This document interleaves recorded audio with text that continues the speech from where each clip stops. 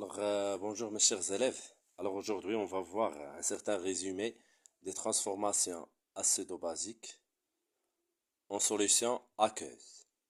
Bien sûr,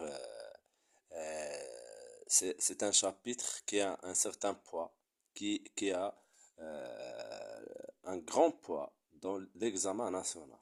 Alors j'ai déjà fait le cours complet. Je pense que le cours complet comprend trois ou bien huit vidéos. Il faut le voir. Et pour réussir à faire un certain résumé, essayez de voir ce résumé et d'en profiter. Donc, cet résumé, c'est le strict minimum que vous devez savoir, c'est le strict minimum que vous devez apprendre. Mais pour comprendre le cours, il est déjà expliqué. N'hésitez pas de voir le cours, s'il vous plaît. Et bonne chance. Alors, on commence par l'eau. Alors, on a dit que l'eau, H2O, c'est un infolite. Il faut savoir ça. Donc, je dois savoir les deux couples de H2O. Les deux couples de H2O, c'est le H2O, donc HO-, c'est-à-dire H infolite, ou bien H3O+, H2O. Alors, vous voyez que ici H2O peut jouer le rôle. Pourquoi infolite? Parce que il peut jouer le rôle de quoi?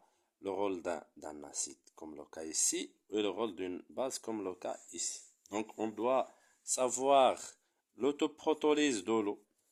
L'autoprotolyse de l'eau. Alors, c'est quoi l'autoprotolyse? Je dois l'apprendre, c'est 2H2O donne H3O+, plus H au moins. Voilà la première des choses à savoir. Deuxièmement, vous devez apprendre le produit unique de l'eau, KE. KE, c'est la concentration de H3O+, fois la concentration de H au moins. Alors, ce KE, il permet de nous donner quoi?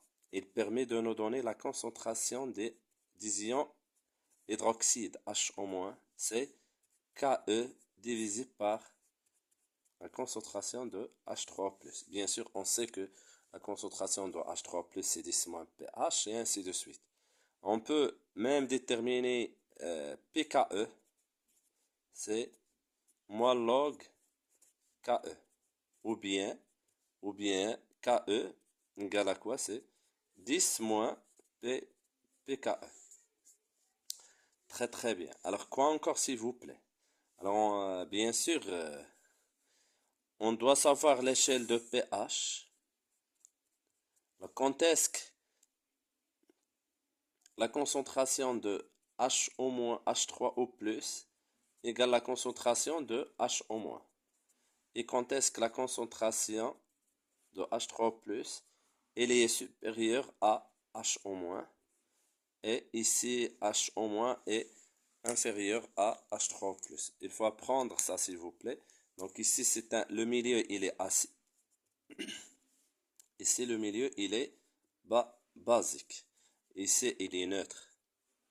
Donc ici il est caractérisé par le fait que pH égale à pKe divisé par 2. Ici c'est pH il est inférieur à pKe par 2. Et c'est pH il est supérieur à pKe divisé par 2. Alors n'hésitez pas d'apprendre ça s'il vous plaît. Alors tout en voyant ça, on passe à la constante d'équilibre. Alors c'est quoi la constante d'équilibre? Alors c'est quoi la constante d'équilibre? C'est la constante d'acidité Ka. Pardon, je dois apprendre la définition. C'est le quotient de la réaction associé à quoi? À la réaction d'un acide plus l'eau. Il faut apprendre la définition. Donc, de façon générale, Ka égale à quoi? C'est la concentration de la base fois la concentration de H3O+, divisé par la concentration de l'acide. Donc, comme vous voyez, c'est une constante qui est égale à bien sûr K. Donc, il dépend seulement de la température, elle est toujours positive. Donc, on peut même définir pKa. pKa, c'est moins log Ka. Ou bien Ka, c'est quoi s'il vous plaît? C'est 10 moins pK. Voilà les relations à prendre. Euh, Bien sûr, il faut savoir la relation entre pH et pKa. pH égale à quoi? Égale pKa plus quoi s'il vous plaît? Plus log de la base divisé par l'acide. Et d'après cette relation, on peut tirer quoi s'il vous plaît? On peut tirer la base, la concentration de la base divisé par l'acide. C'est quoi? C'est 10 à la puissance pH moins pKa. Si on veut l'inverse, c'est-à-dire l'acide divisé par la base, il va être égal à quoi s'il vous plaît? C'est l'opposé de ça, c'est 10 à la puissance pKa moins pH. Donc très bien, alors continuons s'il vous plaît, continuons tout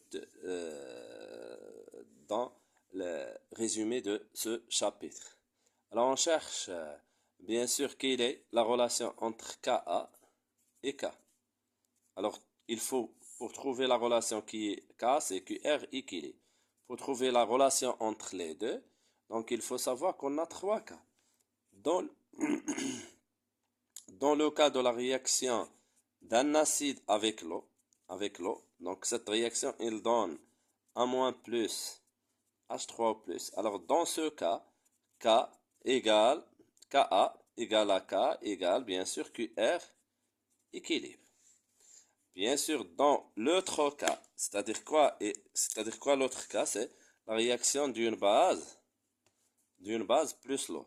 Alors la réaction d'une base plus l'eau, il donne quoi s'il vous plaît? C'est BH plus HO-. Alors voyons voir la différence. Ici on a H3+, ici on a HO-. Donc la relation ici, donc on a Ka égale à KE divisé par K, ou bien KE divisé par QR à l'état d'équilibre. N'hésitez pas d'apprendre ça s'il vous plaît. Et dans le cas où on n'a pas la réaction de... On n'a pas l'eau, c'est-à-dire on a réaction d'un acide AH plus la base. Alors il va donner quoi ici? C'est A- plus B, BH+. Donc ici, cette H, il va être gagné par la base pour donner BH+. Et lorsque ce AH va libérer H+, il va nous donner A-. Voilà l'équation. Donc ici, on aura K, la constante d'équilibre, égale à Ka divisé par Ka. Il ne faut pas prendre, s'il vous plaît, la relation Ka1 ou bien divisé par Ka2. Ce Ka, c'est il correspond à quoi, s'il vous plaît? Il correspond à cette couple. AH, A-. Ça et ça.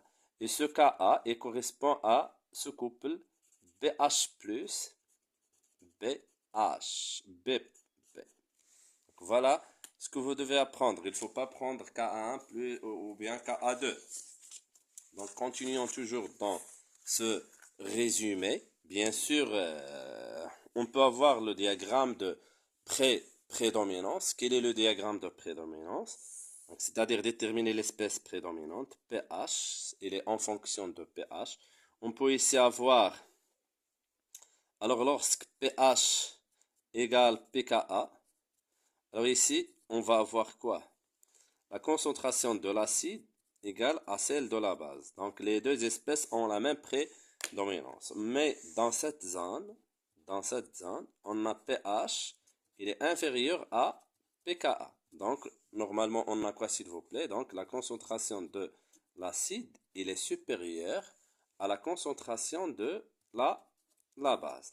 Et ainsi, on peut dire que l'acide est prédomine. Mais dans cette zone, on a pH, il est supérieur à pKa. Donc on peut avoir que la base, la concentration de la base est supérieure à celle de l'acide. Donc c'est la base qui prédomine. Donc pour déterminer l'espèce prédominante, il suffit de comparer pH et pKa. C'est pH inférieur à pKa, c'est l'acide qui prédomine. Si pH est supérieur à pKa, c'est la base qui prédomine. Si pH égale à pKa, les deux espèces ont la même prédominance. Donc, aucune espèce n'est prédominante. Donc, pour déterminer l'espèce prédominante, on peut même calculer le quotient de l'acide divisé par le quotient de la base. Et on a comparé cette quotient à 1. Alors, on a deux cas. Si A divisé par est supérieur à 1, donc on peut dire que c'est l'acide qui prédomine. Donc, si A divisé par B est supérieur à 1, c'est l'acide qui prédomine. Et si A divisé par B il est inférieur à 1, donc c'est la base qui prédomine. Base prédominante. Très très bien. Alors je reprends ça, c'est un résumé, c'est pas le cours. Le cours il est bien expliqué, essayez de le voir. Donc on passe maintenant au diagramme de distribution. Diagramme de distribution. Alors, quel est ce diagramme de distribution? Il est de cette forme. Ça, c'est les pourcentages de l'acide ou bien de la base en fonction de la valeur de pH. Alors, le diagramme, il est toujours sur cette forme. Voilà. Alors, toujours, regardons, ça, c'est 100%. Ici, c'est 50%. Alors, voyons voir, s'il vous plaît. Toujours lorsque pH est faible, donc c'est l'acide qui prédomine. Donc, cette courbe correspond à l'acide et cette courbe correspond à la base. Alors, lorsque les deux ont la même concentration, la projection ici, il nous donne la valeur de pH, c'est la valeur de pKa. Alors, ici, quand vous voyez le pourcentage de l'acide, il est noté comme ça, ou bien alpha A, il est noté sous la forme suivante. C'est la concentration de l'acide divisée par la concentration de la base plus la concentration de l'acide. Et on a déjà démontré que ça égale à 1 plus 10 à la puissance pH moins pKa. Et bien sûr, le pourcentage de la base qui égale il égale à quoi? C'est toujours comme ça. Surtout au dénominateur, c'est toujours la base divisée par l'acide. Bien sûr, ici la base. Si on veut le pourcentage de l'acide, on met l'acide. On veut le pourcentage de la base, on met la base. Mais toujours dans le dénominateur, c'est la base plus l'acide ou bien l'acide plus la base. Alors ici, on va voir que 1 sur 10 à la puissance pKa moins pH. Moins pH. Alors n'hésitez pas, ça c'est bien expliqué dans le cours. Il est bien démontré. Alors bien sûr, en voyant ça, on passe maintenant à ce qu'on appelle la force de l'acide et la force de la base. Alors, un acide est plus fort. Alors, pour que vous puissiez savoir, une base est plus forte. Une base est plus forte. Et d'autant plus forte qu'un autre. On ne cherche pas à démontrer que cet acide est fort ou bien. Alors, tout, surtout ces propriétés, toujours on considère deux solutions de même concentration. De même concentration. Donc, pour la même concentration, un acide est plus fort si sa pH est faible ou bien petite. Ici, une base est forte si sa valeur de pH est grande.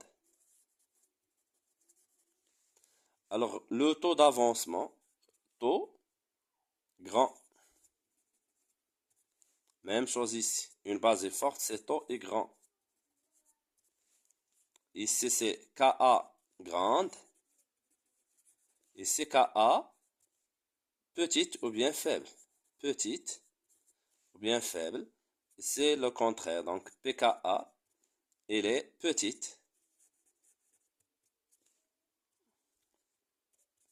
Et Ka, ici, il est grande. Donc vous voyez que il faut apprendre ça. Alors je vais vous citer un exemple pour bien comprendre. Si je vous donne par exemple pour la même concentration, je vous donne pKa de par exemple CH3COOH, CH3COO-.